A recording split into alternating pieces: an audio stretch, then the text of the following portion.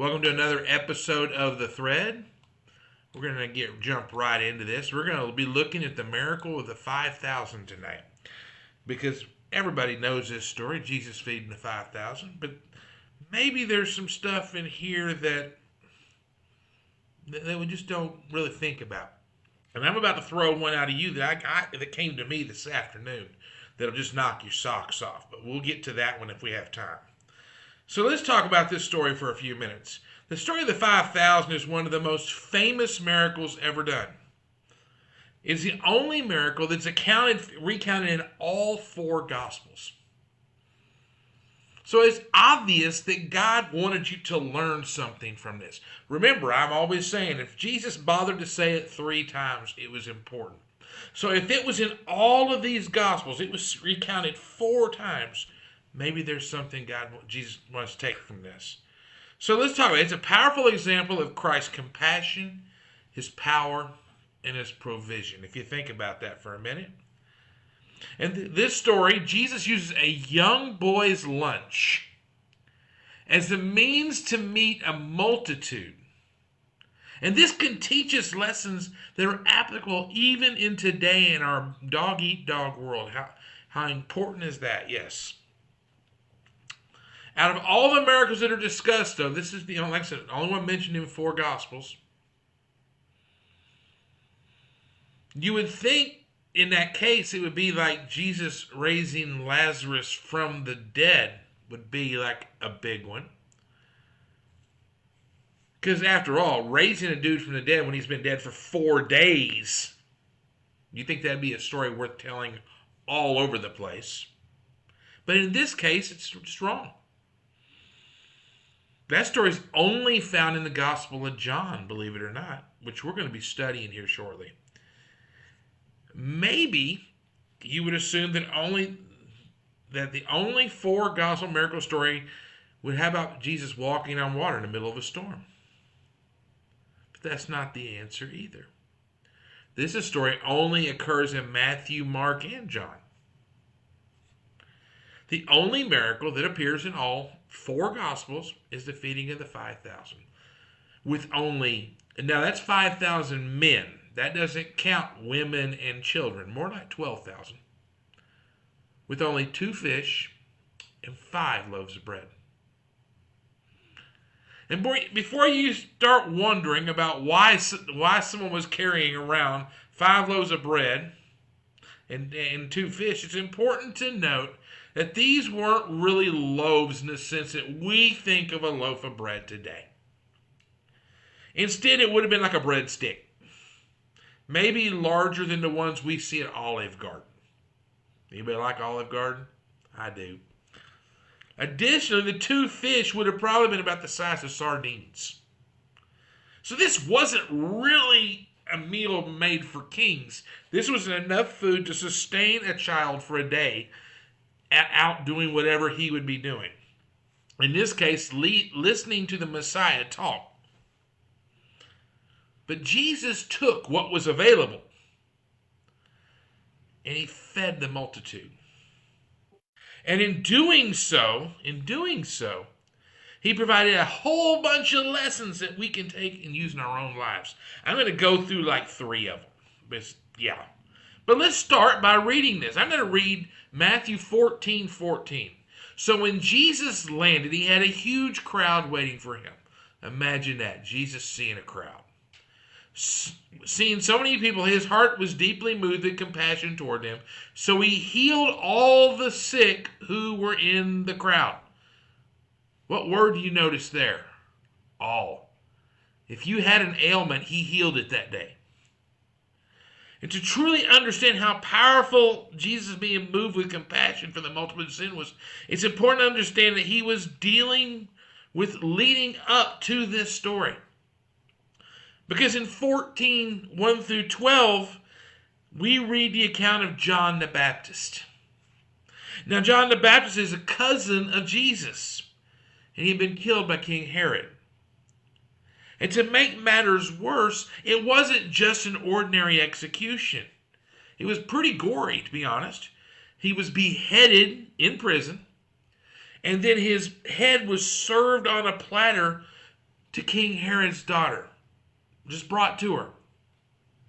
So Matthew 14:13 opens up by saying, on hearing this, Jesus slipped away privately by boat alone. My friends, Jesus was grieving.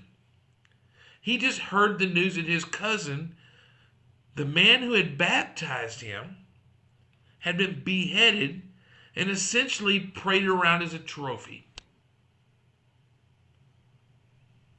So Christ wanted to be alone. If we're going through something heavy, a lot of us want to be alone. So it's understandable that Christ would want to be alone in this situation. However, by this point in his ministry, wherever Jesus went, there was a crowd. And these guys followed him around and kept him from, even when he was trying to slip away privately, these people tracked him down. Instead of being annoyed, which we would be, the Bible teaches that he was deeply moved with compassion towards these people. My friends, what would happen if we operated with this kind of compassion? What if we were so compassionate about others that we put their needs ahead of our own? I mean, Christ did it. He wanted to be alone to process what had gone on, but he was so moved with compassion towards the sick that he felt he had to heal them. How would our lives be different if we had just that much of the compassion that Jesus had in this moment? Because he wants us to be the same way, my friends. I'm going to read John 6, 5, and 6 right now. We're talking about purpose of tests. As Jesus sat down, he looked and saw the massive crowd of people scrambling up the hill, for they wanted to be near him. So he turned to Philip and said, where will we buy enough food to feed all these people? Now, Jesus already knew what he was about to do. But this was an opportunity to stretch Philip's faith a little bit. Because Jesus never in his ministry asked a question that he didn't already know the answer to. He's kind of like when your parents used to ask you a question and they had already known you had messed up. Remember those days? I do, because I did it quite frequently. He already knew the answer before he asked the question, my friend. So he looks over this multitude, and he looks at Philip and says, where are we going to buy enough food to feed these people? And Philip's answer is in John 6, 7, and he didn't really provide much insight. He says, I suppose if we were to give everyone only a snack, it would cost thousands of dollars to buy enough food, or thousands of denarii, which we would equate to dollars. This was Philip's answer. He's been watching Jesus do miracles forever, and this is his answer when he's questioned about this. Jesus asks where he's going to get the food, and Philip says, I guess we just don't have the money to buy it, sir. Jesus never asked how much it was going to cost. Instead, he asks where and what they needed. And since we're able to read this story while knowing the end, which is really nice, hindsight is always 20/20. We have the benefit that Philip did not have. Ideally, Philip would have said something of great spiritual depth here. I'm sure if Philip could go back and edit the story, he would have said something along the lines of, I'm not sure where we'll get enough food, Lord, but I know that you will provide. But he didn't do that. He knew their limitations. He knew they didn't have the money. My friends, how many times have we been in successes where we did not have the resources. And we were looking more at the resources than the possibilities that God gives us. And we know that God had provided time and time again, but we still look at our lack instead of his provision. This is where Philip is here. This is some really deep stuff, but this is where he's at. Because the next lesson is going to come from this exchange you're about to have. Because why did Jesus test Philip here? Because he wanted to stretch Philip's faith. My friends, the tests that we face in life, they often serve the same purpose. Don't take your Christian toys and go home and pout. They stretch our faith, my friends. And they allow us to believe in God for even bigger miracles in the future. How many times have you looked at your bank account and said there's just not enough to make it work? And you get to the end of the month and you still have a couple pennies to rub together. The lights are still on. There's still food in the fridge and you still got a roof over your head. It's probably happened in your life more times than you can account. But you don't trust God to take care of you. Just saying. Next one is the best ability is availability. Because John 6:9 said, there was a boy there that had 5 barley loaves and 2 fish. But what are these for so many people? This lesson here from the miracle of Jesus feeding the multitude comes from a young boy that we know nothing about. Do you love how Jesus uses a bunch of no ones to accomplish his purposes? So cool. We never get this dude's name. We don't know what his family was about or what he was doing that day following Jesus. But this boy, this little boy with this little bitty meal, started as a catalyst for the most important miracles that you read in the whole Bible. Because in Matthew 14:16, we find out that Jesus told the disciples in multitude they didn't need to leave to find food. Instead, he told them to feed the crowds themselves. Now, it's pretty apparent that the disciples weren't really high on their faith at this moment. But they went to work trying to find something to start this meal.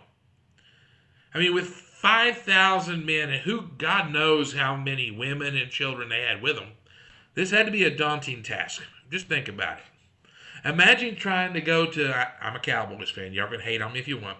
You go to the Cowboys stadium and it's loaded with people and you got to figure out food and you don't have any. There you go.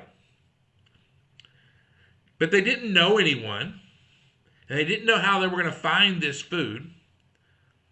And somewhere along the way, Andrew, the brother of Peter, runs across this little boy. Before he left home that morning, it appears his mother, or somebody who was taking care of him, made sure that he had lunch with him. Was he the only person that packed a lunch that day? We really don't know. But we do know something. He was the only person willing to step up and give what he had to Christ. If anyone was in that crowd, had a fish sandwich, they weren't about to share it that day. If anyone else had brought a snack to carry them over for the day, they weren't sharing that day. They had decided that they were saving it for themselves. But this little boy, with a name we're never going to know until this side of glory, with a background story that we'll never understand, decided that he would give his lunch to Jesus. Upon getting these 5 pieces of bread and these 2 little fish, we can say Andrew was not impressed.